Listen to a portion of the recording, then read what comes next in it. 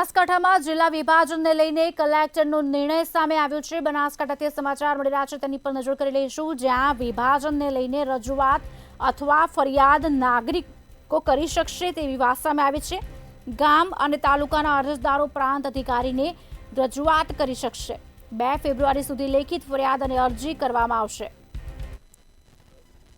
જિલ્લાના વિશાળ જનહિતને ધ્યાનમાં લઈને સરકાર દ્વારા બનાસકાંઠા જિલ્લાને બનાસકાંઠા અને વાવ-થરાદ એમ 2 જિલ્લામાં વિભાજિત કરવાની જાહેરાત કરવામાં આવી હતી, જેમાં વાવ-થરાદ જિલ્લામાં મુખ્ય મથક થરાદ રાખવામાં આવેલ છે તથા કુલ 8 તાલુકા રાખવામાં આવેલ છે અને બનાસકાંઠા જિલ્લાનું મુખ્ય મથક પાલનપુર રાખવામાં આવેલ છે અને એમાં કુલ 6 તાલુકા રાખવાની જાહેરાત કરવામાં આવેલ છે।